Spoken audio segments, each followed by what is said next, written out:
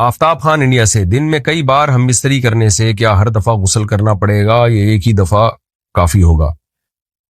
نماز سے پہلے غسل کرنا ضروری ہے. اگر کئی بار ہم بستری کی ہے تو ہر دفعہ غسل نہیں ہے، آخری میں جو ہے وہ نماز سے پہلے کر لے تو پاک ہو جائے گا. وہ یہ نہیں کہ جن میں 2 دفعہ کسی نے ہم بستری کی، جیسے عشاء اور فجر کے درمیان 2 دفعہ ہم بستری کی ہے تو 2 غسل واجب ہے، ایسا نہیں ہے. فجر کی نماز سے پہلے ایک غسل کر لے تو دونوں کی طرف سے، دونوں ناپاکیوں کی طرف سے وہ کافی ہو جائے گا.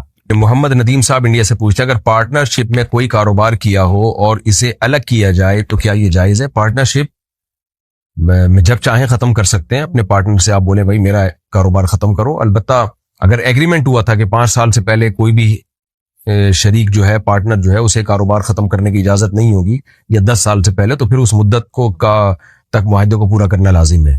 اگر کوئی ایسا معاہدہ نہیں ہوا تو جب چاہیں الگ ہو سکتے ہیں.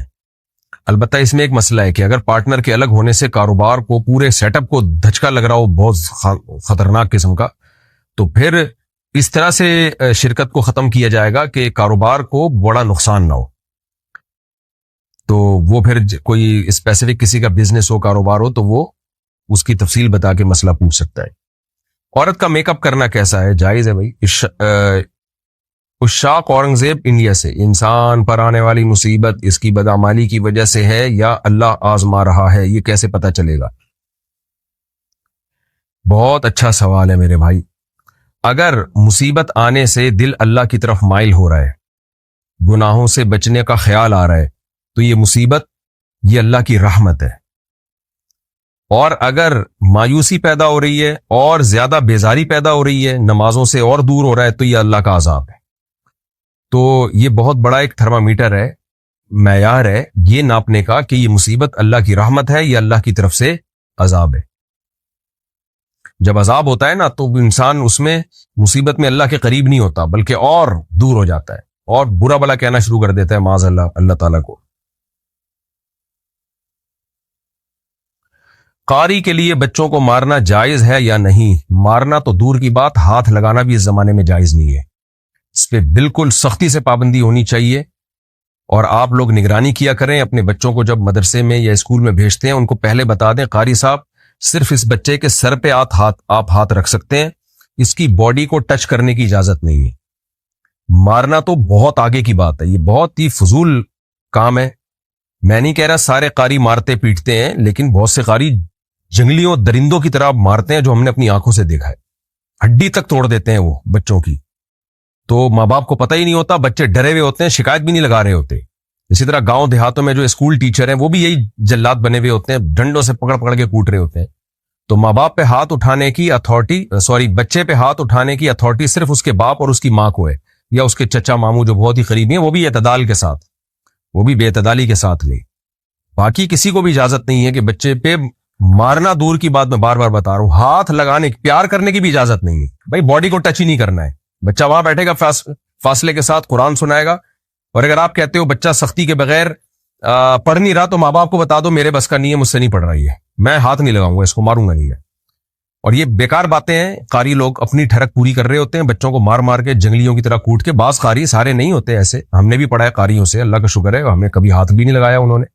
اپنے بھائی سے پڑھا ہم نے، اور مدرسوں میں بھی ہم نے دیکھا بہت اچھے اچھے قاری بھی ہوتے ہیں، بڑے اچھے اخلاق سے پڑھا رہے ہوتے ہیں. لیکن بہت سارے ایسے لگتا ہے جیسے چنگیز خان کی نسل میں کچھ لوگ رہ گئے تھے، وہ آ گئے اب اٹھ کے. بہت جنگلیوں کی طرح کوٹتے ہیں، بہت مارتے ہیں، اور جھوٹ بولتے ہیں کہ مارے بغیر بچہ پڑھتا نہیں ہے. انہوں نے خود جنگلیوں کی طرح مار کھائی ہوتی ہے تو وہ اپنی ٹھڑک نکال رہے ہوتے ہیں بچوں کے اوپر. میں نے بہت تجربہ کیا، میں نے چھوٹے بچوں کو بہت پڑھایا ہے.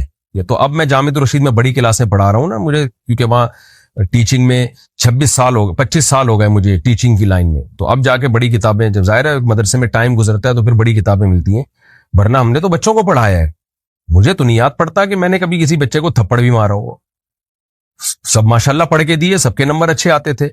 تو اپنی بد اخلاقی ہوتی ہے، اپنا دماغ خراب ہوتا ہے ٹیچر کا، اور وہ اپنا غصہ بچوں پہ نکال رہا ہوتا ہے. بچوں کو محبت سے ہنس کھیل کے پڑھائیں، تھوڑا سا روب رکھیں، بس آپ کی آواز میں روب ہونا چاہیے، اسی سے بچہ تھوڑا سا بیٹھا رہے آرام سے.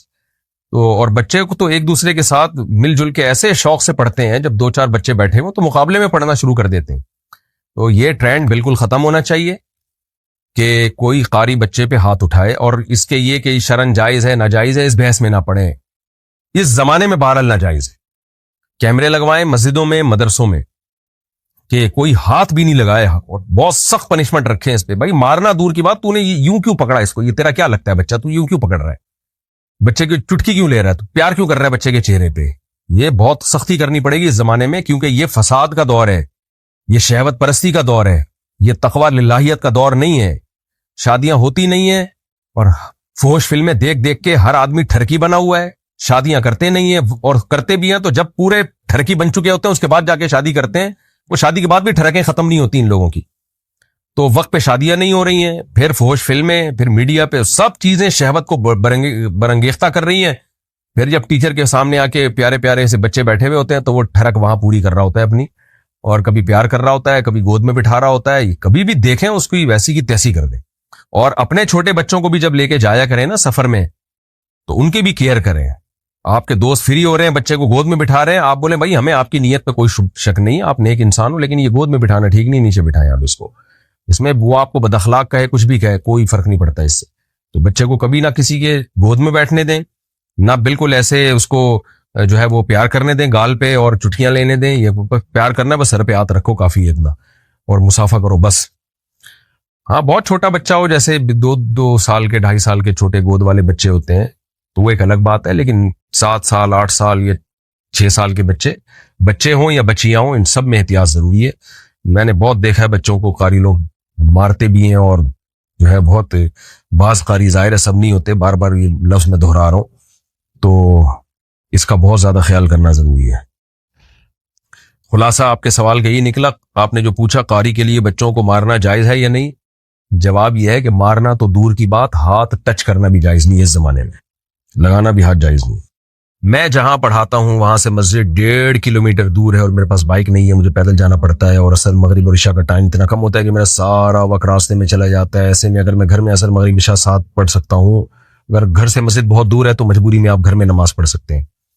ہم کافی ٹائم سے گھر بیچنے کی کوشش کر رہے ہیں، گھر بک نہیں رہا، کافی عرصے سے خالی ہے، وہاں کافی سخت اثرات ہیں، بہت سخت رکاوٹیں آ رہی ہیں. میرے شوہر گھر بیچ کر کاروبار کرنا چاہتے ہیں، ہم کافی پریشان ہیں. اس کا توڑ بتا دیجئے، گھر سے جنات شیاطین ختم ہو جائے. آپ کے گھر میں کوئی جنات شیاطین نہیں، آپ لوگ ہی ہیں گھر کے اندر، یہ ذہن میں رکھیں. تو اب آپ کیا ہیں؟ میں تو آپ کو انسان سمجھ کے مسئلہ بیان کر رہا ہوں. جب ایک دفعہ کھوپڑی میں یہ بات آ جائے نا، وہم بیٹھ جائے کہ میرے گھر میں جن چڑیل بھوت ہیں، تو پھر جن بھی نکلیں گے، چڑیلیں بھی نکلیں گی، بندر کے پنجے بھی نظر آئیں گے، خون کی چھینٹیں بھی نظر آئیں گی. تو آپ صرف یہ کر لیا کریں، سورہ بقرہ ختم کیا کریں گھر کے اندر برکت کے لیے. نحوست اگر اللہ بالفرض کوئی ہو بھی تو ختم ہو جائے گی. تو سورہ بقرہ کا ورد کر لیا کریں، اور یہ دماغ سے نکال دیں کہ آپ کے گھر میں کچھ ہے، کچھ بھی نہیں ہوگا انشاءاللہ. سود کے پیسے ٹیکس بھرنے کے لیے استعمال کر سکتے ہیں یا نہیں؟ یہاں پر کوئی اسلامک بینکنگ نہیں ہے. نہیں، سود کے پیسے ٹیکس بھرنے کے لیے استعمال نہیں کر سکتے. سود کے پیسے بس ثواب کی نیت کے بغیر جان چھڑانے کے لیے صدقہ کر دیں بس، اور کوئی حل نہیں ہے اس کا. کسی بھی خیر کے کام میں ڈال دیں. عبداللہ صاحب مردان سے، اگر کوئی کمپنی اپنے گاہک کو اپنی پروڈکٹ اس شرط پر دے کہ میں آپ کو مثال کے طور پر کپڑا دیتا ہوں 1000 روپے میں، اور آپ نے اپنا منافع شامل کر کے آگے بیچ دینا ہے، تو اس طرح منافع جائز ہے یا نہیں؟ مطلب سامان پر ہمارا قبضہ نہیں، مگر کمپنی مکمل اجازت دیتی ہے آگے بیچنے کی. اگر یہ جائز نہیں تو اس قسم کے کاروبار کی کیا صورت ہو سکتی ہے؟ جائز ہے، آپ کمپنی کے کمیشن ایجنٹ بن کے بیچ رہے ہیں کہ بھئی میرا کپڑا نہیں ہے، کمپنی کا کپڑا آپ بکوا رہے ہیں اور اپنا ایک پروفٹ رکھ رہے ہیں اس میں. تو پروفٹ کا یہ طریقہ ٹھیک نہیں ہے کہ 1000 روپے کے اوپر جتنا رکھیں آپ رکھیں، بہتر یہ مکروہ ناپسندیدہ ہے. تو اس کے طریقہ یہ ہے کہ آپ کہیں بھئی ٹھیک ہے، ہم اس کو جتنے میں بیچوں گا میں، اس میں اتنی پرسنٹیج میری ہوگی، پرسنٹیج طے کر لیں آپ. یا یوں کر لیں کہ بھئی یہ کپڑا 1000 کا ہے تو میں 1200 میں بیچوں گا، 200 میرے ہوں گے اور 1000 آپ کے ہوں گے. اور تیسری صورت یہ بھی گنجائش ہے اس کی بھی کہ 1000 سے اوپر جتنا بکا وہ میرا، باقی سارا آپ کا. یہ ناپسندیدہ ہے لیکن گنجائش اس کی بھی ہے. اگر شادی شدہ عورت 40 دن میں بھی ایک دفعہ، اچھا بھائی دیکھو یہ حیا کے خلاف مسائل جو ہے نا، یہ اس چینل پہ نہ پوچھا کرو. مرد پر لازم ہے کہ کم سے کم 4 مہینے میں بیوی سے ایک دفعہ وہ لازمی ہم بستری کرے. تو اگر وہ 4 مہینے میں ایک دفعہ بھی نہیں کرتا تو پھر جو ہے وہ دیانتاً ذمہ دار ہوگا. اس بات کا خطرہ ہے کہ وہ گناہ گار ہو، کیونکہ حضرت عمر رضی اللہ تعالیٰ عنہ نے قانون بنایا تھا کہ 4 مہینے سے زیادہ کوئی بیوی سے دور نہ رہے. تو कम से कम इतना है लाजमी। तो इससे ज़्यादा भी अगर कोई मर्द बीवी के करीब नहीं आ रहा तो फिर वो जालिम कहलाएगा शरीयत की नज़र में। हज के दौरान बाकी हर औरत और हर मर्द के हालात मुख्तलिफ होते हैं। बाज़ औरतों में ख्वाहिश ज़्यादा होती है, बाज़ में कम होती है, ये नेचुरल है, इसका कोई इससे ताल्लुक़ नहीं है कि औरत कोई बुरी है। बाज़ दफ़ा औरत में ये ख्वाहिश नफ्स बहुत ज़्यादा होती है, उसकी रिक्वायरमेंट बहुत ज़्यादा होती है, तो लोग फिर मर्द उस बीवी को बुरा समझना शुरू कर देते हैं, हालांकि उसका बुराई और अच्छाई से ताल्लुक़ नहीं है। जैसे मर्दों में सेहत के लिहाज से और उनके जो मेंटल हेल्थ है उसके लिहाज से मर्दों में फ़र्क होता है, किसी में ख्वाहिश बहुत ज़्यादा होती है, किसी में कम होती है। तो इस तरह ख़वातीन में भी होती है, बहुत सी पाकदामन औरतें होती हैं लेकिन उनमें डिज़ायर्स बहुत ज़्यादा होती है। तो ये सबकी अलग अलग अल्लाह ने फितरत बनाई है। तो मियाँ बीवी उसको एक दूसरे को बेहतर समझ सकते हैं कि किसकी क्या डिज़ायर्स हैं। बहरहाल अगर मर्द में औरत की डिज़ायर्स पूरी करने की ताकत नहीं, औरत में बहुत ज़्यादा डिज़ायर्स हैं, मर्द में कम है, तो ऐसी सूरत में औरत फिर मर्द से तलाक मांग सकती है कि भाई मैं सेटिस्फाई नहीं हो पा रही हूँ और मेरी रिक्वायरमेंट ज़्यादा है। तो मर्द अगर तलाक दे दे तो अच्छी बात है, नहीं दे तो फिर औरत को चाहिए उसी के साथ गुजारा करे। हाँ, अगर 4 महीने तक भी मर्द बीवी के पास नहीं आता है तो फिर मर्द पर लाजिम है कि औरत के मुतालबे पर उसको वो छोड़ दे, क्योंकि फिर तो जवान औरत को बहरहाल गुनाह का खतरा है। जिस्मानी ताल्लुक ना रहने से निकाह पर असर। लाहौर से किसी ने पूछा अगर मियाँ बीवी का आपस में कोई जिस्मानी ताल्लुक ना हो तो क्या निकाह पे कोई फर्क पड़ेगा? नहीं, इससे कोई फर्क नहीं पड़ता। जब तक शौहर तलाक नहीं देगा निकाह खत्म नहीं होगा। या अगर शौहर जानबूझकर बीवी का हक ही अदा नहीं करता और 4 महीने से ज्यादा उससे रिलेशन कायम नहीं करता और बीवी भी जवान है, उसको गुनाह का खतरा है, तो फिर वो अदालत में केस कर सकती है और फिर उसका एक प्रोसेस है, किस तरह से निकाह खत्म होगा तो उस प्रोसेस को फॉलो कर सकती है वो। तो खुलासा ये है कि शौहर गुनाहगार तो होगा कि उसमें ताकत भी है और बीवी भी जवान है, तो वो क्यों उसका हक अदा नहीं कर रहा, लेकिन निकाह खुद ब खुद खत्म नहीं हो जाता। बीवी बच्चों से कितना अरसा दूर रह सकते हैं? बंदा काम की वजह से 2-2 साल मुल्क से बाहर रहता है, कोशिश के बावजूद छुट्टी नहीं मिलती। क्या इतनी देर बीवी बच्चों से दूर रहना जायज है? नामालूम। ओए होए होए होए भाई देखें, एक तो है हजरत उमर रजी अल्लाह तआला अन्हु का मशहूर वाकया है कि आपने कुछ खवातीन से पूछा था कि औरत कितना सब्र कर सकती है मर्द के बगैर, तो बाद सहाबियात ने बताया कि 4 महीने। तो हजरत उमर ने कानून बनाया कि जो मुजाहिदीन महाज जंग पे लड़ रहे हैं 4 महीने से ज्यादा दूर अपनी बीवियों से नहीं रह सकते। तो इस उसूल का तकाजा यह है कि वो जमाना भी पाकदामनी का जमाना था, नेक लोग थे, तो उसूल यही है कि 4 महीने इंतहा है औरत के सब्र की। तो एक नॉर्मल औरत के लिए इससे ज्यादा सब्र करना मुश्किल होता है, तो इसलिए बेहतर यही है, कानून यही है कि 4 महीने से ज्यादा दूर नहीं रहना चाहिए। और कुरान ने भी ये हुक्म दिया है कि अगर कोई कसम उठा ले कि बीवी के पास नहीं जाएगा, कसम उठा ले, ऐसा ही नहीं बल्कि कसम उठा के, तो फिर 4 महीने में तलाक वाक़ हो जाती है। बास फुक़हा के नज़दीक औरत को तलाक का इख्तियार हो जाता है अदालत के जरिए, बास के नज़दीक हो जाती है तलाक। तो इससे भी पता चलता है, कुरान से भी इशारा मिलता है कि 4 महीने जो है ये एक इंतहाई मुद्दत है एक नॉर्मल औरत के लिए। तो इस जमाने में तो इसकी अहमियत और ज्यादा बढ़ गई है। वजह उसकी है कि बेहयाई, मोबाइल, इंटरनेट पर बेहुदा चीजें, ये सब चीजें इंसान की शहवत को बढ़ाती हैं, मर्द की भी और औरत की भी। तो इसलिए भाई मैं तो आपको मशवरा नहीं दे सकता कि आप 2-2 साल बीवी से दूर रहें। मैं बदगुमान नहीं हो रहा, बहुत से लोग 4-4 साल दूर रहते हैं, उनकी बीवियां भी पाक दामनी के साथ जिंदगी गुजारती हैं, खुद भी बड़े नेक शरीफ बन के जिंदगी गुजारते हैं। बहुत से ऐसे लोग अल्हम्दुलिल्लाह हमारे मुआशरे में हैं। लेकिन बहरहाल इस कल्चर को, इस रिवाज को फरोग नहीं दिया जा सकता, इसको अप्रिशिएट नहीं किया जा सकता, शरीयत के लिहाज से भी, अकल के लिहाज से भी।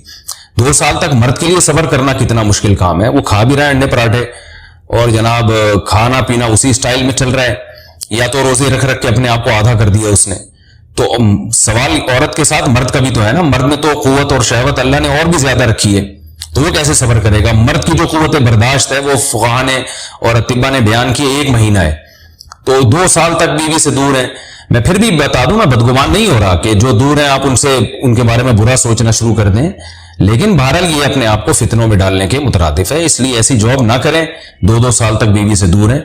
या तो बीवी को साथ लेकर जाएं या बीवी के साथ ही रहें, कहीं इधर ही कम पैसों में इंसान गुजारा कर ले बीवी बच्चों के साथ, ये ज्यादा अच्छा है। ज्यादा पैसों की लालच में बीवी बच्चों से दूर रहना। बाकी बीवी आपकी राजी है इस जॉब पे, या आपके पास कोई ऑल्टरनेट है ही नहीं, आप जॉब छोड़ के आएंगे तो आपको लाले पड़ जाएंगे खाने पीने के, तो एक मजबूरी है। مجبوری کے حکام الگ ہوتے ہیں، لیکن نارملی اس کی بہرحال ترغیب نہیں دی جا سکتی۔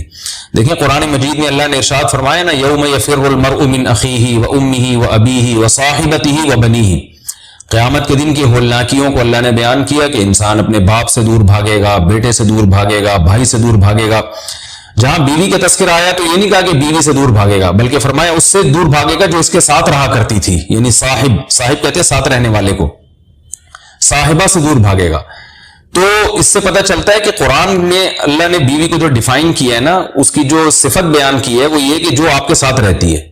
تو جب شادی ہو گئی تو سمجھو بیوی پھلترو کی طرح چپک گئی ہے آپ کے ساتھ، جہاں جاؤ گے آپ کے ساتھ جائے گی۔ تو قرآن سے بھی اشارہ ملتا ہے کہ بیوی کے ساتھ رہنے کی چیز ہے۔ اب آپ 2 سال، پھر ایک دفعہ تھوڑی ہوتا ہے کہ 2 سال کے لیے چلے گا 2 سال بعد واپس آئے۔ جو باہر جاب کرتے ہیں وہ تو پھر آئے 1 مہینے بعد پھر 2 سال کے لیے چلے گا، ان کی تو ساری جوانی باہر ہی گزر جاتی ہے۔